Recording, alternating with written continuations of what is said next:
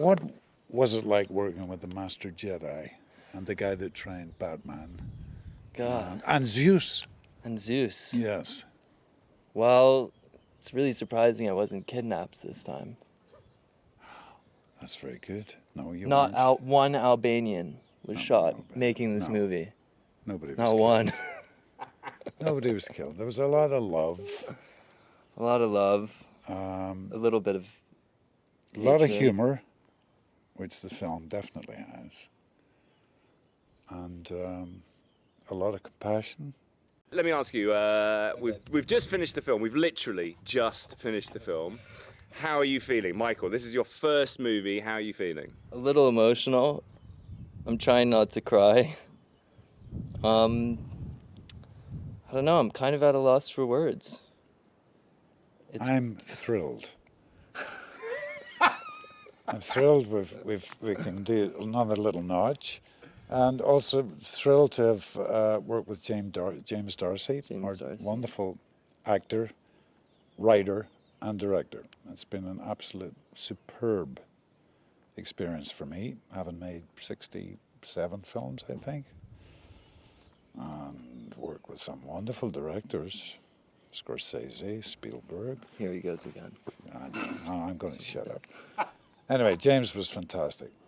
And it is a great story. It's a great story about family and love and compassion and loss and humour. How was that to work father and son, playing father and son? It was funny. I had to keep saying to myself, don't act with your son. You are his father. You don't have to act being a dad. I had to keep saying that to myself, you know. And I feel like there were definitely moments when you two were not acting, for sure. Yeah. Yeah? Yeah. How did it feel when Michael would be giving you notes? You know, he did give me a couple of notes, and I did think about them. I thought, actually, he's right. Yes. Yeah, he's right. There are a few times your first instincts were actually really funny, but then you'd go back and not second guessed it, yeah. So let me ask you just a couple of questions about the story. Look, obviously it has some crossover with your actual life, and as most of us who are creative people do, we're attracted to some stories that we feel we can, you know, mine certain parts of emotions that we've already experienced. How did you feel about approaching the aspect of loss in this film? Well, speaking for myself, I knew when I read the script, it touched me in ways that I recognized for obvious reasons. Michael lost his mother, I lost my wife 10 years ago, and tragically. And it just made me think, the actor in me made me think, okay, leave that alone. Don't worry about that, the emotion in that scene. That's going to happen, you know. So I never, and there's obviously some scenes where, you know, we delve into that kind of darkness, and but it was cathartic. I know that's a word that's bandied around, but I found it quite cathartic in dealing with my own grief, with the loss of my wife, and to be able to do it through one's art, i.e. making a film, was very, very unique and very special. Well, we talked about that when we first met. You know, the because obviously this story has repercussions for me personally as well. My father died when I was young, and we talked about all of that when we first met, and our hopes that there would be catharsis in this film for all of us. You and I, Michael, talked about it when we first met as well. You know, and I obviously, well, maybe not obviously, but I had some trepidation for all of us.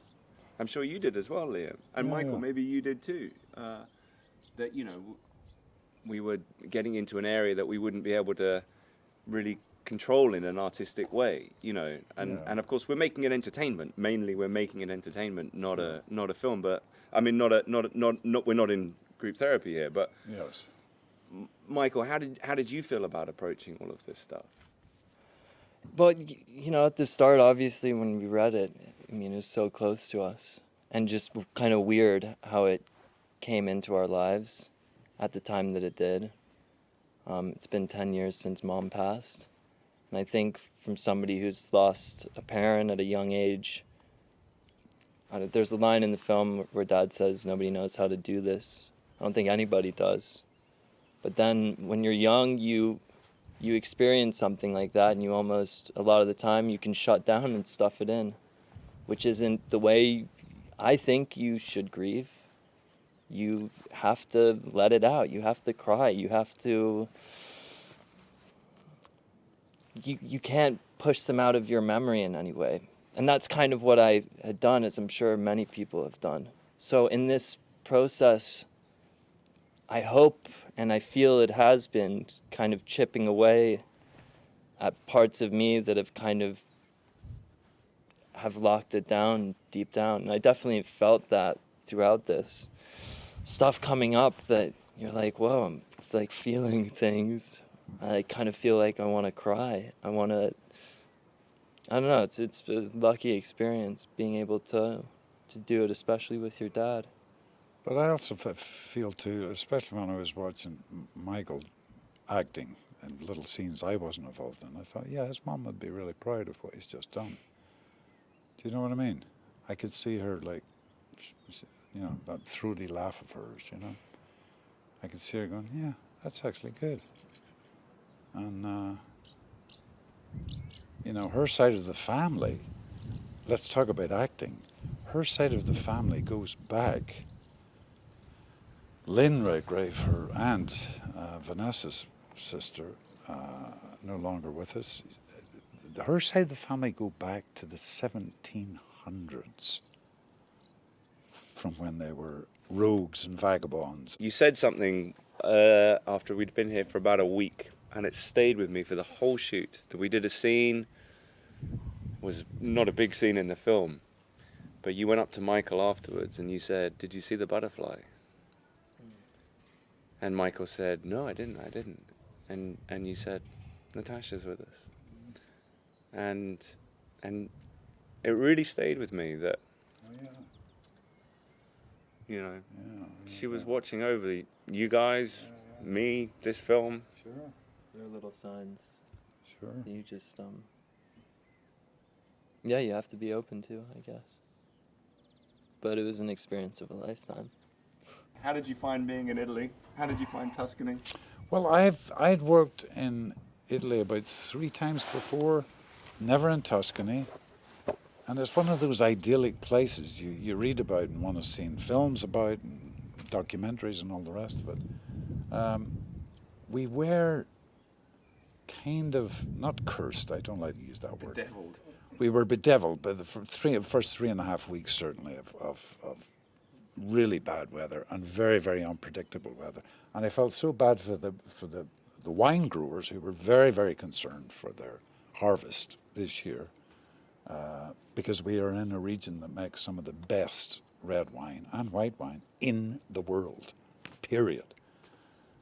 And then about a week and a half before we wrapped, it just all changed, and just the magic of the place just came alive. I mean, it was quite magical when it rained, but the smells and the history and the... It's also such a nice way of life here.